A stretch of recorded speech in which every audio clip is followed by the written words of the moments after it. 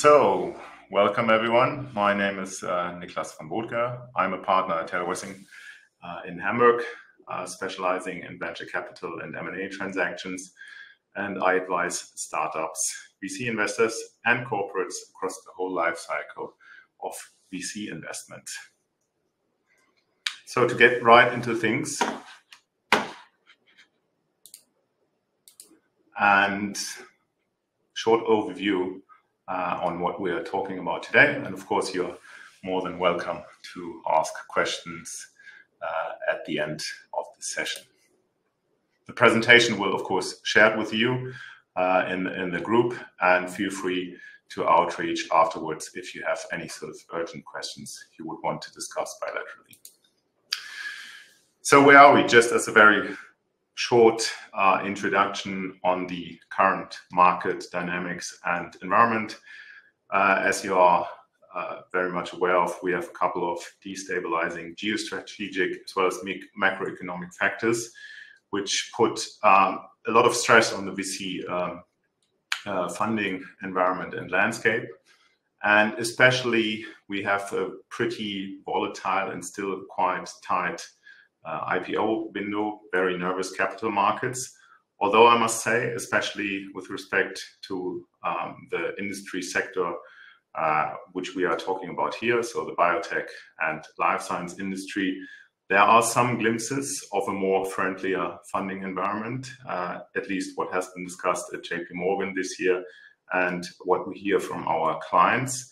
And then there were also a couple of substantial and high caliber IPOs in the US, like CG Oncology, Aravant, or Caverna, and the most recent quite impressive financing round of Tubulus startup, which originated from the LMU and Munich. How does this affect the VC funding environment in particular? So on a fund level, the funding takes much longer and we see less funding overall. Some VC funds even turning to the Middle East to access further funding. And in Germany, the number as well as the volume of financing round has declined quite noticeably. And you also see US investors withdrawing increasingly from Europe.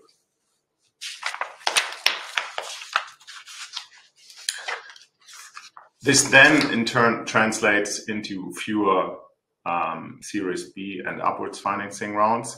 Whereas the seed and early stage sector is still quite robust. We have a couple of blockbuster topics like AI and ESG, and also other strong sectors for which I would also count among biotech and health tech. Couple of sort of modalities which run quite strong, like AI and pharma. Oncology is still one of the most dominant sectors in biotech, especially with a shift to ADCs, antibody drug conjugates, to fight tumors more effectively, as well as ATMs with advanced cell therapies and gene therapies coming onto this stage.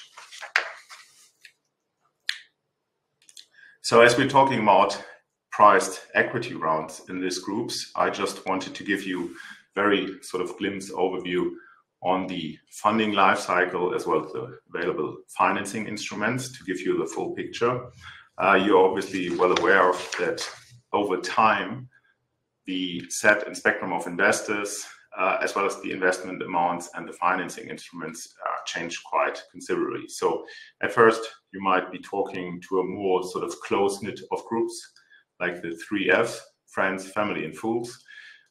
Some business angels, and the ticket sizes are obviously also very, very small at the beginning. In terms of available financing instruments, we usually see convertibles or priced equity rounds as covered in this webinar. And also, obviously, in biotech, research grants, especially under the Access program, are quite important to kickstart your business. In the more mature stages, and given the level of financing needed, especially for the further development of the technology, as well as the clinical evaluation, you have then sort of large-scale VCs from continental Europe, as well as the US coming into the game. And it's a game of its own, so to speak, to approach those VCs and get access to the relevant networks, which help you secure a priced equity financing round. So as I said, the available financing instruments and obviously priced equity rounds are one of the most dominant available instruments, but bear in mind that there are also a couple of other instruments which could be useful to finance your company. Venture debt has become quite popular, but venture debt can only be seen in most cases as a complement to equity financing, because venture debt investors will usually want to see a cap table with a reputable VC already on board, i.e. a priced equity financing round having taken place already or taking place at the same time. Convertible notes can be quite useful, especially in earlier stages when you have to sort of move quick and have to sort of have little money to spend on lawyers and other advisors and want to sort of lower the transaction costs. Safe notes are not so prevalent in Germany, I should say. There was a push in the last 2 years to make safe notes more popular, but at least to our mind, this has not become a new standard. Bootstrapping, quite popular these days, but obviously in biotech, given the level of funding needed, as well as the little or no revenues at the beginning, it's not so much of an avenue to pursue in biotech. And then obviously public funding, which consists of several programs and in most cases accelerator programs and university tech transfer office can be quite helpful in accessing those programs. And for the sake of completeness, I've laid out the most important funding instruments like the Access Startup Grant, as well as the Access Transfer of Research Program, which you can find in more detail under the given homepage. So put yourself for a moment into the shoes of a VC and what the VC would want to see from your company, business-wise, but also financially speaking. On the business side, VCs will obviously put quite a bit of emphasis on your team, the team composition, the assembled know-how, as well as the experience which you and your co-founders might have gathered working for big pharma companies. The uniqueness and sophistication of the technology will obviously play a big role, and also will be matched against the investor hypotheses as well as the investor specificities of the relevant VC. IP will be quite an issue and very important, so make sure that the IP rights which your business model is based on are effectively transferred to the company or exclusively licensed, depending on how the discussions go with the relevant TTO. I must say that given the fragmented landscape and standards in Germany regarding technology transfer, this can become quite a tricky issue, but hopefully with the sprint initiative moving forward, we will come to a more uniform and standardized approach with respect to the transfer of IPs. Financially, VC investments are usually minority stake investments. Quite importantly, make sure, especially in your pitch deck, that the level of funding required to reach the next milestone is laid out in detail, so that the VC can actually elaborate and prove whether the funding and the funding plan matches its experience from previous deals. And in terms of valuations, there's no sort of standard formula, especially in earlier phases, how to value your company. It's kind of a threefold approach, given the funding needed, as well as the acceptable dilution and the market benchmarks. And in the end, it's a sum of rather qualitative than quantitative factors, putting emphasis on the team, the competition, whether other VCs are also interested in your company, which might obviously raise the valuation, the appeal of the technology, as well as macroeconomic factors as outlined at the very beginning. And sort of just to give you a quote, maybe slightly cynical, from quite a sort of popular professor at NYU, he alludes to the fact that there's little history available at the beginning, and so it's a combination of forward-looking multiples and arbitrarily high discount rates, which kind of ties into what I was saying earlier. So once you have figured out how much, how valuable your company is, as well as what the price per share will be, is it then only sort of upon the lawyers to close the deal and figure out the deal terms? Not so fast, I should say, because there are still a couple of very important terms and conditions which you have to be mindful of and which have to be sorted out with the investors. And this then is put down in the written documents. I'm sure you're quite aware of the, let's say, documents which are required in general, like the term sheet, the cap table. I've outlined here sort of a model term sheet as well as a model cap table and how such documents can look like. And those documents are then translated into proper legal wording, which is the investment agreement for the investment part, as well as the shareholders agreement governing the most relevant economic terms, as well as the control terms with respect to the investment and your company, and a couple of other documents like your managing director service agreement, since you will be now managing director of the company, as well as the applicable ESOP or VSOP terms and other ancillary documents. Be mindful with respect to the timing and funding. So 3 to 4 months from starting the negotiations on the term sheet up until the signing of the investment documents can be sort of the usual sort of time frame. And also take into account that unlike in the US, where closing is sort of more or less equivalent with signing, closing in Germany can take a bit longer, since closing, i.e. the receipt of the cash, will only take place once the capital increase for the issuance of the new shares is registered with the commercial register, which can take like 4 to 6 weeks from the signing. So where to find what? In order sort of to facilitate the terms you should sort of focus on, we have put down the table of most important terms and outlined where you find what. So the green check mark indicates that those terms are also covered in the term sheet as well.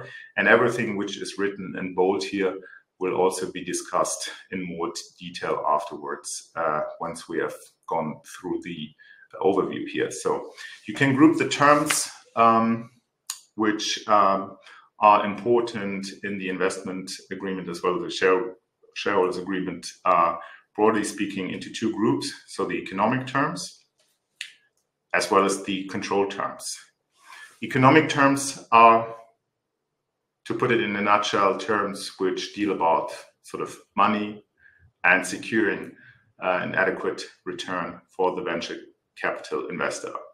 And they usually are the terms which are fought for the hardest, because they decide and secure the investment of the VC. Control terms are also important and decide on the governance of your company, as well as who decides on what and whether the investor has certain veto rights on certain matters. So the investor will usually want to establish a board where at least one investor representative is nominated. and such investor representative will want to have a say on certain important managerial decisions, like concluding certain agreements, especially concerning URP and other important matters. On the other hand, the shareholders meeting is not completely stripped of its responsibilities, and there will still be certain important strategic and fundamental decisions which will be reserved for the shareholders meeting. And then the question is, with which majority will the shareholders meeting decide on those matters? Pooling of minority shareholders. Bear in mind, especially in earlier stages, that in terms of searching money, there is a certain tendency to bring every investor that wants to put money into your company on board. But this can lead to a pretty fragmented cap table. And with the pooling of minority shareholders, it allows you to regain control and actually be able to administer the minority shareholdings of those smaller shareholders. And then two provisions which are out of the scope of the economic and control terms, so to speak. The one is exclusivity, which is obviously only an issue if you have two VCs competing for your company. And then the question arises whether one of those VC will insist on an exclusivity clause, which means if you don't honor the signed term sheet, you will have to pay a breakup fee, which usually covers for the expenses of the investor. Another thing, which is also sort of cash relevant, is the cost coverage which investors demand these days. It may sound a bit uncommon that an investor will be compensated for its legal expenses, but it's really become the standard. And there's not so much which you can actually argue against. Just bear in mind that the figure that the investor demands is sensible and also market standard. And as a rule of thumb, I would say for an earlier round, the cost coverage should be in between 20 to 25,000 euros, but not more than that. So talking about economic terms and what has changed these days a bit more in detail, and maybe focusing on the more, let's say, important economic terms, especially the investment structure. I would say the investment structure and how this is dealt with in the investment agreement is probably one of the most important pillars of terms in your documentation. So effectively, new shares in a capital increase will be issued to the investor. And then the question is, will those shares be issued all at once, or will they be issued in tranches depending on the payments by the investor? Usually, especially in biotech, payments are tranched in a way that at first you receive a certain upfront payment, and then in subsequent stages you receive further payments depending on the fulfillment of certain operational and regulatory milestones. What you should watch out for, and this is our advice here, the milestones should be as realistic as possible and also be defined as clearly as possible, but still allow for certain flexibility to waive or adjust those milestones. And from a founder point of view, try to avoid scenarios where shares are issued all at once to the investors, assuming that he or she had already invested its whole investment amount, and try to negotiate higher subsequent valuations and subsequent capital increases. On the ESOP and VSOP, I would leave you to it and maybe study this a bit more in detail based on the presentation. But bear in mind, there has been a legislative change recently with respect to 19 letter A of the German Income Tax Act, which might pave the way for equity-based programs, but still it remains to be seen whether the market actually picks up on this initiative. or whether the markets would still favor virtual-based programs and not turn to equity-based programs. Reps and warranties, always a bit underestimated from this thinking that I'm a very early stage company, what should I bother? But be mindful that you are acting, let's say, in a reputation-based industry. And once the given reps and warranties are breached, that might lead sort of to a reputation issue and cause further problems. Try to use knowledge qualifiers. At best, only positive knowledge. Obviously, investors will push quite hard against that. And try to negotiate also reasonable values for de minimis and basket thresholds, which would cover the vast majority of potential claims. Recently, given the tighter funding environment, the catalog of reps and warranties have become much more extensive, maybe sometimes even over-engineered. And then it's obviously upon the lawyers to sort out a sensible approach with respect to the reps and warranties.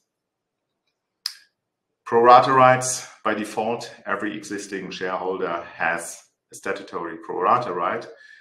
Sometimes this pro rata right in these days shifts to a super pro rata right, or maybe a matching right whereby the investor can actually preempt 100% of the investment amount in the next financing round, which more or less give the relevant investors a de facto veto right with respect to new investors coming in. And obviously our advice here would be not to accept those requests for matching rights. Vesting is obviously an issue which is very important from a founder perspective. There haven't been so many changes recently to the vesting provision, so it's still the usual setup of a 48-month period with a 12-month cliff and 100% of the shares going into the vesting. But be careful with bad lever cases. There has been some tendency to also introduce in between bad and a good lever, a so-called gray lever.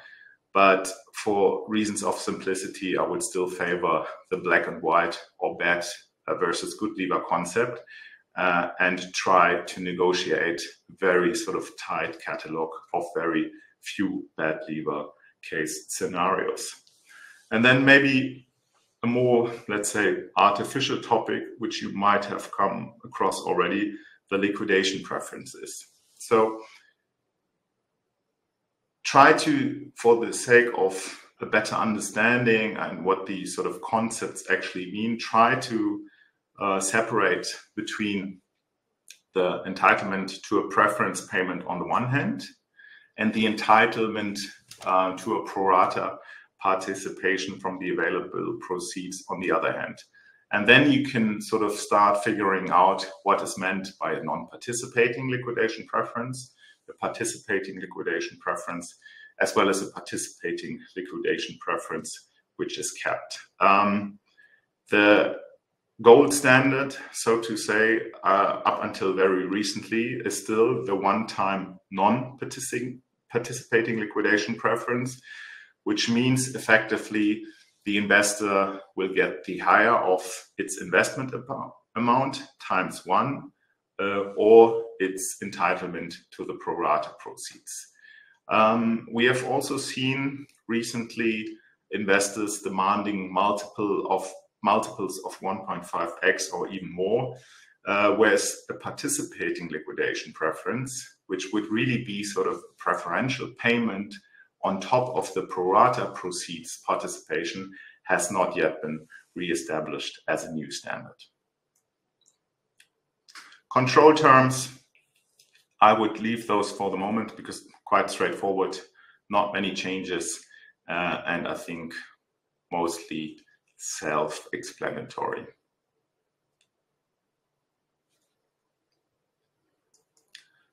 So, to close our round and seminar here, we have put together in our view, the most, let's say, relevant tips or tricks with respect to your upcoming or ongoing financing round. Try to figure out among your founders and make sure for how long actually each of the founders is on board. Obviously, professional and personal life circumstances can change, and obviously those circumstances can change over time.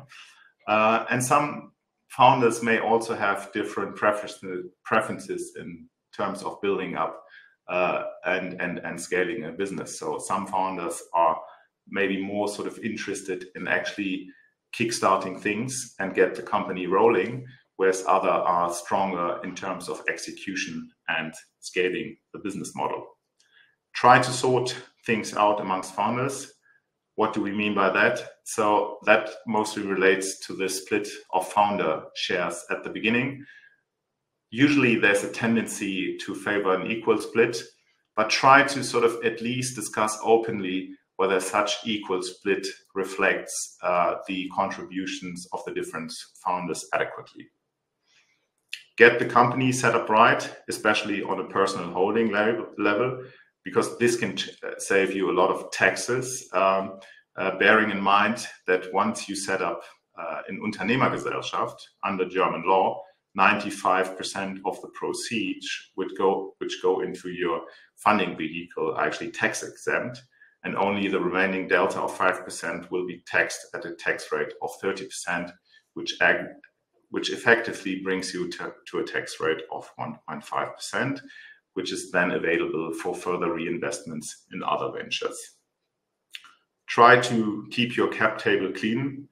Too many shareholders can make the cap table look like pretty messy, and also can cause quite a lot of friction in terms of further decisions and developing your business. So at least try to pool the minority shareholders as effectively as possible with a separate pooling vehicle or a contractual agreement that the minority shareholders are pooled. And then be mindful that although some VCs may have a very sort of well-sounding name or have a sort of carry great reputations with them, they might not be the right investors for the relevant point in time. So at the beginning, it's really about getting access to the networks, getting things rolling, and maybe a US VC at the very beginning is not the right sort of investor for your purposes. And think about a corporate VC more in terms of a VC that might be a suitable investor at later stages when the network as well as the expertise are effectively integrated into your company. Be prepared and organized in terms of your pitch documentation, the due diligence materials, the IP situation, and whether you can document that your IP is effectively transferred to the company or exclusively licensed, and also be prepared in the investors you would want to talk to, which obviously saves you a lot of time if you're only talking to the right investors. Think twice before actually leaving the party, or why sort of term sheet hopping in our view is not a good idea. So if you have 2 term sheets on the table and 2 signed term sheets on the table, congratulations, but be mindful that not honoring a term sheet is not so much a good idea in a reputation-based industry where everyone mostly knows everyone.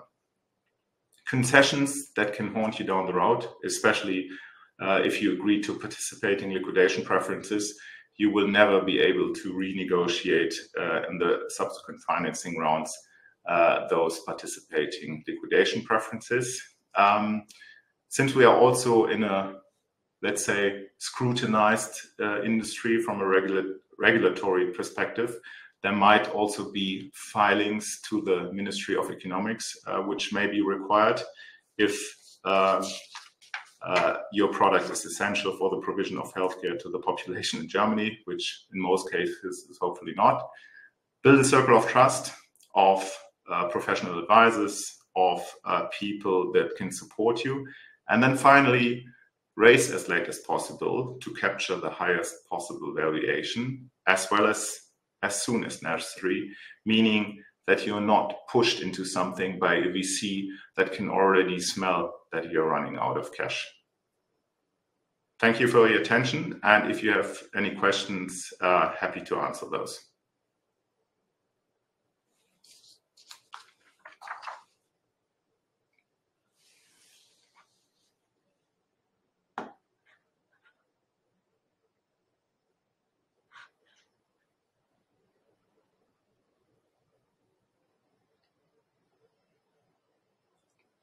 So I suspect no questions, but feel free to reach out afterwards.